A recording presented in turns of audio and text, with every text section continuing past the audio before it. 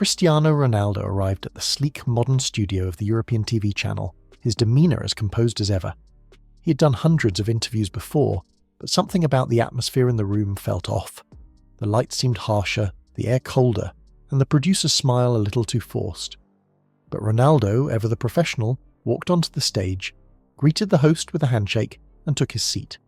The audience, a mix of football fans and curious onlookers, watched in silence as the journalist, known for her cutting remarks and provocative style, adjusted her microphone and began.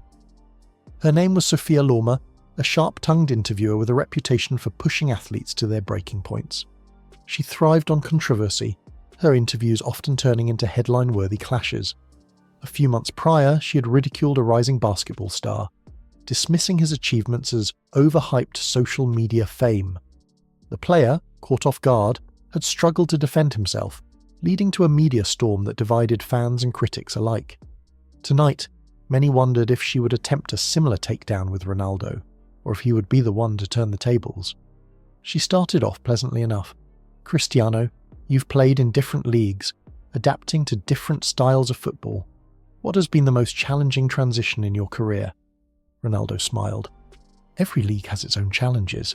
The Premier League is intense and physical. La Liga is more technical, and Serie A demands a strong tactical understanding. But I've always embraced challenges. That's what keeps me growing." She nodded, shifting slightly in her seat. "You've also played under some of the greatest managers, Sir Alex Ferguson, Zidane, Ancelotti. Who has influenced your game the most?" Ronaldo thought for a moment. "Every manager has contributed something unique to my career. Sir Alex gave me discipline and mental strength. Zidane brought calmness and balance, and Ancelotti taught me how to read the game even better.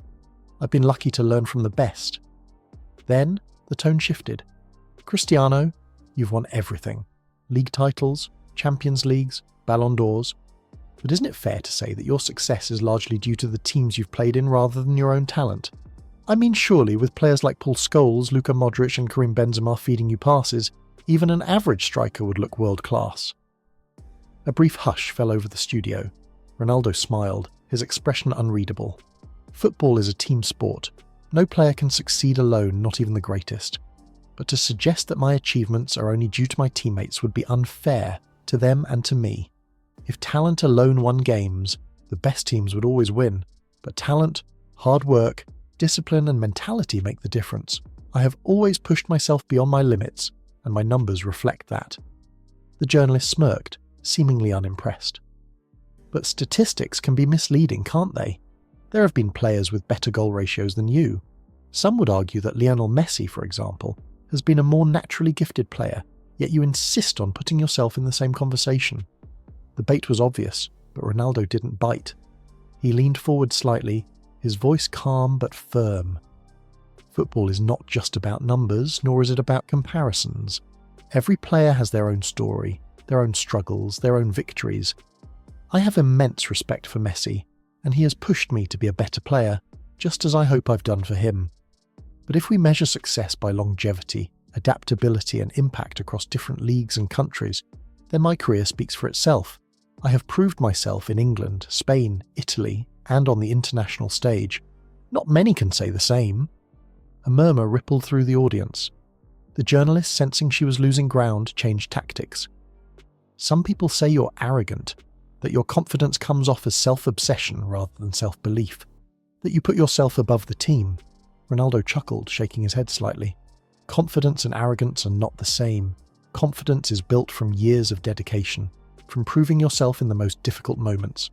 Arrogance is dismissing others, believing you're above everyone else. If I were arrogant, I wouldn't push my teammates to be better. I wouldn't spend hours after training refining my game, and I certainly wouldn't respect the legends who came before me. I believe in my ability, yes, because if I don't, who will?" The journalist leaned in. "Is it true that you shout a lot at your teammates in the dressing room?" Ronaldo nodded thoughtfully. "I am passionate about football, and I demand the best from myself and those around me. If I see a teammate not giving 100%, I will speak up because I believe in our potential as a team. But shouting? No. I lead with actions, not words. Encouragement, advice, and even tough love when necessary. These are part of being a leader. But above all, I respect my teammates." She smirked. We've seen you crying on the pitch a few times. Do you consider that a sign of weakness?" Ronaldo's expression softened. "Not at all. I see it as a sign of passion. Football is my life.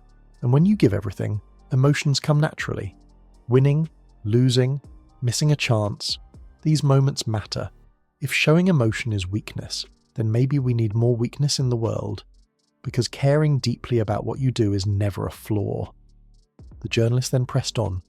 "We know Ronaldo for his luxury cars and mansions, but when it comes to community involvement, we don't really know you." Ronaldo met her gaze steadily. "I don't do charity work for publicity. I do it because I want to make a difference. Whether it's funding hospitals, donating to disaster relief, or helping sick children, I believe in using my success to give back. I don't need cameras to validate that. The people whose lives have been impacted, they know, and that's what matters." The journalist crossed her legs, tilting her head as if unimpressed by his response. "Yet despite all your achievements, some say you're not the greatest, that players like Pelé, Maradona and Messi had bigger impacts on the game." Ronaldo nodded thoughtfully. "I don't play to be called the greatest. I play because I love football, because I want to inspire the next generation to dream big, to never accept limits placed on them. History will decide where I stand among the legends, but one thing is certain. I have given everything to this sport. And when I look back, I won't ask if I was the greatest. I'll ask if I gave my best every single day, and the answer will be yes." For the first time, the journalist faltered. The crowd, silent up to this point, broke into applause. The interview had taken an unexpected turn. She had set out to corner him, to expose some flaw, some insecurity. But all she had done was reveal the depth of his character. She forced a smile. "Well, Cristiano, you certainly know how to defend yourself." Ronaldo met her gaze with quiet confidence. "I don't need to defend myself. My career, my actions, and my dedication speak for me." And with that, the interview ended. The journalist may have controlled the questions, but Ronaldo had controlled the narrative. Every attempt to corner him had been met with wisdom. Every provocation countered with grace. Instead of crumbling under the pressure, he had turned the conversation into a masterclass in composure, self-belief, and respect. As the cameras stopped rolling, there was a moment of silence, an unspoken acknowledgement that Ronaldo had not just answered questions, he had dismantled every attempt to undermine him. The audience, whether fans or skeptics, had witnessed something undeniable. Greatness isn't just measured in goals or trophies, but in the way one stands tall when challenged. And once again, Ronaldo had proven why he was not just a champion on the field, but off it as well.